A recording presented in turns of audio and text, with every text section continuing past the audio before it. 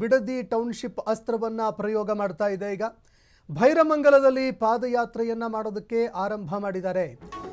JDS ಹಾಗೂ BJP ಇವತ್ತು ಭೈರಮಂಗಲದಲ್ಲಿ ಪಾದಯಾತ್ರೆಗೆ ಚಾಲನೆ ಕೊಟ್ಟರು. ಬಿಡದಿ ಟೌನ್ಶಿಪ್ ವಿಚಾರಕ್ಕೆ ಸಂಬಂಧಪಟ್ಟಂತೆ ಪಾದಯಾತ್ರೆ ಮಾಡೋದಕ್ಕೆ R Ashok, H D Kumaraswamy ಅವರು ಚಾಲನೆ ಕೊಟ್ಟಿದ್ದಾರೆ. ಹಸಿರು ಶಾಲು ಜೆಡಿಎಸ್ನ ಬಾವುಟ ಹಿಡಿದು ಪಾದಯಾತ್ರೆಯಲ್ಲಿ ಭಾಗಿಯಾಗಿದ್ದಾರೆ. ಹಸಿರು ಶಾಲನ್ನ ತೊಟ್ಟು ಜೆಡಿಎಸ್ನ ಬಾವುಟ ಕೈಯಲ್ಲಿ ಹಿಡಿದು ಪಾದಯಾತ್ರೆ ಮಾಡಿದ್ದಾರೆ. ಡಿಕೆ ಶಿವಕುಮಾರ್ ಅವರನ್ನ ಹಿಮ್ಮೆಟ್ಟಿಸೋದಕ್ಕೆ, ಡಿಕೆ ಶಿವಕುಮಾರ್ ಸರ್ಕಾರವನ್ನ ಮಂಡಿ ಊರಿಸೋದಕ್ಕೆ ಪಾದಯಾತ್ರೆ ಆರಂಭ ಮಾಡಿದ್ದಾರೆ. ಒಂದೆಡೆ ಆರ್ ಅಶೋಕ್, ಕುಮಾರಸ್ವಾಮಿ, ನಿಖಿಲ್ ಕುಮಾರಸ್ವಾಮಿ ಆದಿಯಾಗಿ ಅನೇಕ ನಾಯಕರು ಭಾಗಿಯಾಗಿದ್ದಾರೆ ಕಾರ್ಯಕ್ರಮದಲ್ಲಿ. ದೃಶ್ಯಾವಳಿಯಲ್ಲಿ ನೋಡ್ತಾ ಇದ್ದೀರಿ. ಹಸಿರು ಶಾಲನ್ನ ತೊಟ್ಟು ಜೆಡಿಎಸ್ನ ಧ್ವಜ ಹಿಡ್ಕೊಂಡು ಪಾದಯಾತ್ರೆ ಮಾಡಿದ್ದಾರೆ.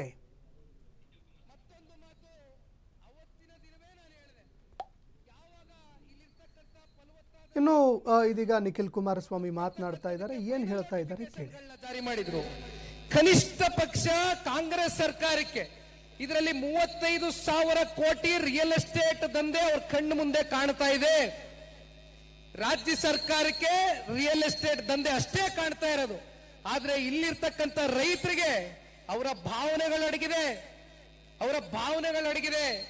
ಸಾಕಷ್ಟು ಜನ ಅವ್ರ ತಂದೆ ತಾಯಿ, ಅವ್ರ ತಾತ ಅಜ್ಜಿ ತೀರ್ಕೊಂಡು ಹೋಗಿರ್ತಕ್ಕಂಥ ಸಮಾಧಿ ಇದೆ, ಅವರ ಭಾವನೆಗಳಲ್ಲಿ ಅಡಗಿದೆ. ನಿಮಗೆ ಇದು ಒಂದು ರಿಯಲ್ ಎಸ್ಟೇಟ್ ಪ್ರಾಜೆಕ್ಟ್ ಅಷ್ಟೇ, ಆದ್ರೆ ಇದು ರೈತರ ಬದುಕಿನ ಪ್ರಶ್ನೆ. ರೈತರ ಎದೆ ಮೇಲೆ ಮರಣ ಶಾಸನವನ್ನ ಬರೀತಕ್ಕಂಥ ಈ ರಾಜ್ಯ ಸರ್ಕಾರದ ಪತನಕ್ಕೆ ಬಹುಶಃ ಇವತ್ತಿನ ಪಾದಯಾತ್ರೆ ಏನು ಪ್ರಾರಂಭ ಆಗಿದೆ ಅದಕ್ಕೆ ಶಂಕುಸ್ಥಾಪನೆಯನ್ನು ಮಾಡ್ತಕ್ಕಂಥದಕ್ಕೆ ತಾವೆಲ್ಲರೂ ಕೂಡ ಸನ್ಮಾನ್ಯ ಕುಮಾರಣ್ಣ ಅವರ ಒಂದು ಆಶೀರ್ವಾದದಲ್ಲಿ, ಸನ್ಮಾನ್ಯ ದೇವೇಗೌಡರ ಸಾಹೇಬರ ಮಾರ್ಗದರ್ಶನದಲ್ಲಿ ಇವತ್ತು ನಾವು ನೀವೆಲ್ಲರೂ ನಡಿಬೇಕಾಗಿದೆ. ಇದು ಯಾವುದೇ ಒಂದು ರಾಜಕೀಯದ ಲಾಭ ನಷ್ಟದ ಲೆಕ್ಕಾಚಾರಕ್ಕೋಸ್ಕರ ಇವತ್ತು ನಾವು ಈ ಪಾದಯಾತ್ರೆಯನ್ನ ಮಾಡ್ತಾ ಇಲ್ಲ. ಬಹಳ ಸ್ಪಷ್ಟವಾಗಿ ಹೇಳ್ತೇವೆ. ಕಾರಣ ಸನ್ಮಾನ್ಯ ಕುಮಾರಣ್ಣ ಅವ್ರನ್ನ, ಸನ್ಮಾನ್ಯ ದೇವೇಗೌಡರ ಸಾಹೇಬರನ್ನ 4 ದಶಕಗಳಿಂದ ಈ ಭಾಗದ ಜಿಲ್ಲೆಯ ಜನತೆ ಪಾಪ ಇಲ್ಲಿ ಇರ್ತಕ್ಕಂಥವ್ರು ಹೇಳ್ತಾ ಇರ್ತಾರೆ, ನಾವು ಈ ಜಿಲ್ಲೆಯಲ್ಲಿ ಹುಟ್ಟಿದೀವಿ ಅಂತಕ್ಕಂಥದ್ದು. ಯಾರು ಎಲ್ಲಿ ಹುಟ್ಟಬೇಕು, ಯಾವಾಗ ಈ ಭೂಮಿ ಬಿಟ್ಟೋಗ್ಬೇಕು ಅಂತಕ್ಕಂಥದ್ದು ಭಗವಂತ ತೀರ್ಮಾನ ಮಾಡ್ತಾನೆ, ಅದು ನಮ್ಮ ಕೈಯಲ್ಲಿಲ್ಲ. ಆದ್ರೆ ಯಾವುದೋ ಒಂದು ಋಣಾನುಬಂಧ, ಯಾವ ಭಗವಂತ ಕುಮಾರಣ್ಣನಿಗೆ ರಾಮನಗರ ಜಿಲ್ಲೆಯಿಂದ ಅವರು ರಾಜಕೀಯವನ್ನ ಪ್ರವೇಶ ಮಾಡ್ತಾರೆ, ರಾಜಕೀಯವನ್ನ ಪ್ರಾರಂಭ ಮಾಡ್ತಾರೆ. ಇಂಥ ಒಂದು ಪುಣ್ಯ ಜಿಲ್ಲೆಯಲ್ಲಿ ನಮ್ಗೆ ರಾಜಕೀಯವಾಗಷ್ಟೇ ಅಲ್ಲ, ವೈಯಕ್ತಿಕವಾಗಿ ನೀವುಗಳು ನಮ್ಮನ್ನ ನೋಡ್ತಕ್ಕಂಥ ರೀತಿ. रोज की एक चाय कितने की? अब आप सोच,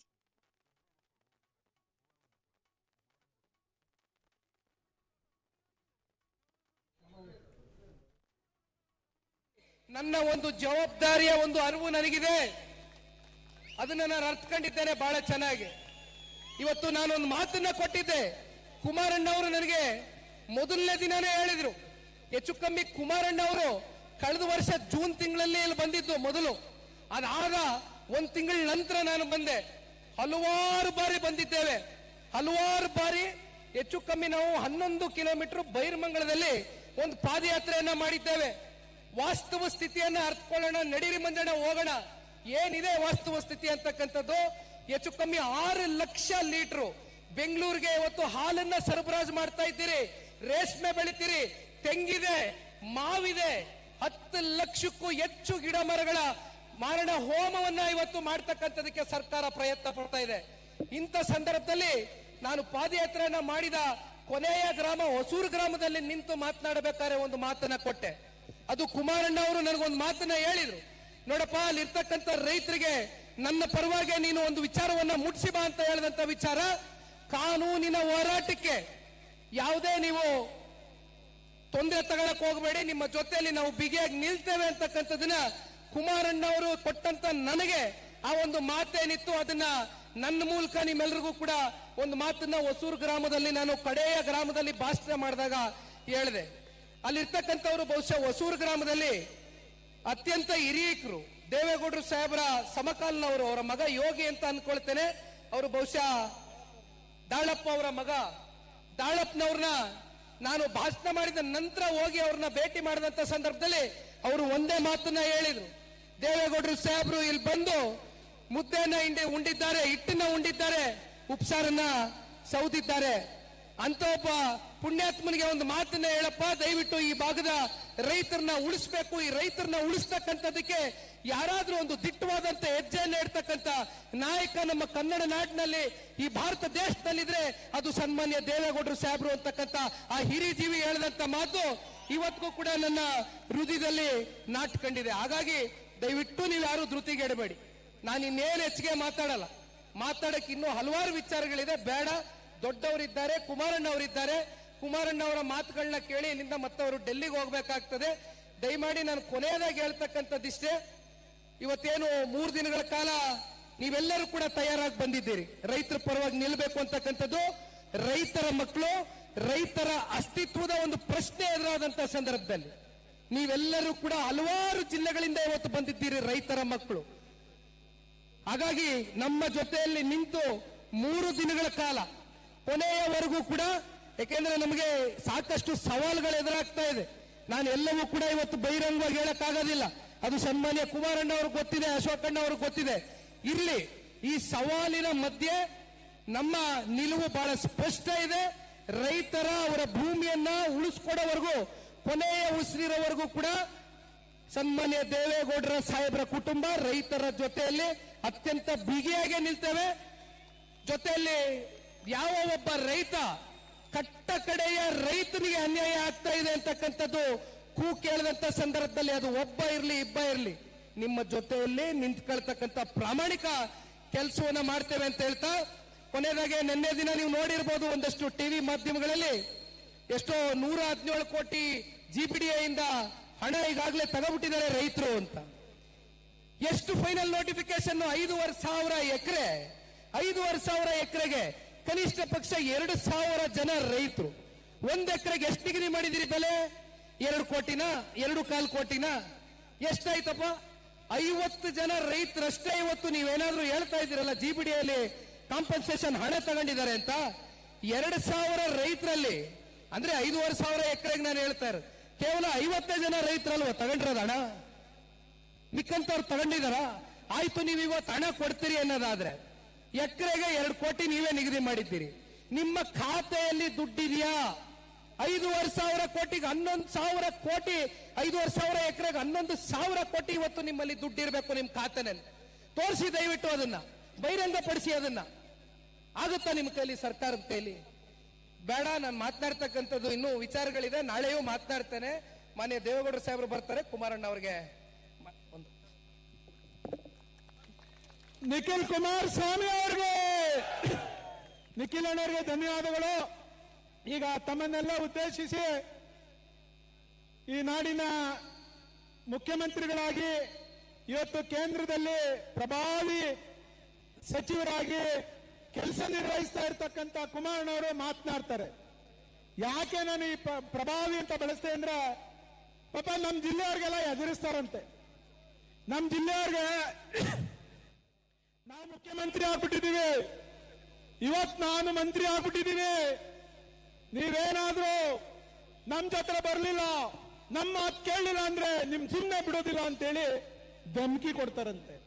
ಅಯ್ಯೋ ಸ್ವಾಮಿ, 94ರಲ್ಲೇನೆ ಈ ರಾಮನಗರ ಜಿಲ್ಲೆ ಜನ, ಈ ರಾಮನಗರ ವಿಧಾನಸಭಾ ಕ್ಷೇತ್ರದ ಜನ, ಅದರಲ್ಲೂ ಇಷ್ಟರಲ್ಲಿ 94ರಲ್ಲೇನೆ ದೇವೇಗೌಡರನ್ನ ಮುಖ್ಯಮಂತ್ರಿ ಆಗಿ ನೋಡಿ, 96ರಲ್ಲಿ ಪ್ರಧಾನಮಂತ್ರಿ ನೋಡಿ, 2006ರಲ್ಲಿ ಕುಮಾರಣ್ಣನ ಮುಖ್ಯಮಂತ್ರಿ ನೋಡಿ, 2018ರಲ್ಲಿ ಮತ್ತೆ ಕುಮಾರಣ್ಣನ ಮುಖ್ಯಮಂತ್ರಿ ನೋಡಿ, ಇವತ್ತು ಕೇಂದ್ರ ಸಚಿವರು. ಇವತ್ತಿನವರೆಗೂ ಯಾರು ಇಷ್ಟು ದೊಡ್ಡ ಖಾತೆಯ ಸಚಿವರು ಈ ರಾಜ್ಯದಲ್ಲಿ, ಕೇಂದ್ರದಲ್ಲಿ, ಈ ರಾಜ್ಯದಲ್ಲಿ ಯಾರು ಕೂಡ ಪ್ರತಿನಿಧಿಸಿಲ್ಲ. ಅದೇನನ್ನ ಪ್ರತಿನಿಧಿಸಿದ್ರೆ ಅದು ಏಕೈಕ ಕುಮಾರಣ್ಣ ಅನ್ನೋದನ್ನ ನಾವು ಯಾರು ಕೂಡ ಮರೆಯಂಗಿಲ್ಲ. ನಮ್ಮನ್ನೆಲ್ಲ ನೋಡಾಗಿದೆ ಸ್ವಾಮಿ, ಅದಕ್ಕೋಸ್ಕರ ನಿಮ್ ಧಮಕಿಗೆ ಯಾರು ನಮ್ಮ ಜನ ಎದುರಲ್ಲ. ಹಾಗೆ ಕುಮಾರಣ್ಣವರು ತಮ್ಮನ್ನೆಲ್ಲ ಉದ್ದೇಶಿಸಿ ಮಾತನಾಡ್ತಾರೆ.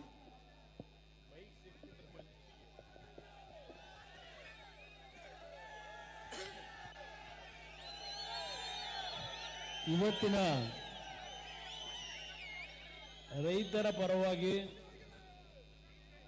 ಪಾದಯಾತ್ರೆಯನ್ನ ಇವತ್ತೇನು ಪ್ರಾರಂಭ ಮಾಡ್ತಾ ಇದ್ದೀರಿ, ಇಲ್ಲಿ ನಡೆದಿರ್ತಕ್ಕಂಥ ಎಲ್ಲ ನನ್ನ ರೈತ ಕುಟುಂಬದ ಎಲ್ಲ ಆತ್ಮೀಯರು, ಹಿರಿಯರು, ಯುವಕ ಸ್ನೇಹಿತರಿಗೆ, ಯಾಕೆಂದ್ರೆ ನಾನು ಜನತಾದಳದ ಕಾರ್ಯಕರ್ತರು ಅಂತ ಹೇಳಲ್ಲ. ಜನತಾದಳ ಇರ್ತಕ್ಕಂಥದ್ದು ಈ ಪಕ್ಷ ಉಳಿದಿದ್ರೆ ಗ್ರಾಮೀಣ ಪ್ರದೇಶದ ರೈತ ಬಂಧುಗಳಿಂದ ಅನ್ನೋದನ್ನ ನಮ್ಮ ಜೀವನದಲ್ಲಿ ನಾವು ಮರೆಯೋರಲ್ಲ. ಇವತ್ತಿನ ಈ ಒಂದು ಪಾದಯಾತ್ರೆ ಕಾರ್ಯಕ್ರಮ ನಮ್ಮ ಬೈರಬಂಗ್ಲಾ ಭಾಗದಲ್ಲಿ ಇರ್ತಕ್ಕಂಥ ಯಾವೊಂದು ಬಿಡದಿ ಇಂಟಿಗ್ರೇಟೆಡ್ ಟೌನ್ಶಿಪ್ನ ಹೆಸರಿನಲ್ಲಿ ಈ ಸರ್ಕಾರ ಫಲವತ್ತಾದ ಭೂಮಿಗಳನ್ನು ಈ ಕಾರ್ಯಕ್ರಮಕ್ಕೆ ತೆಗೆದುಕೋಬೇಕು ಅಂತಕ್ಕಂಥ ನಿರ್ಧಾರ ಮಾಡಿ ಹೊರಟರು.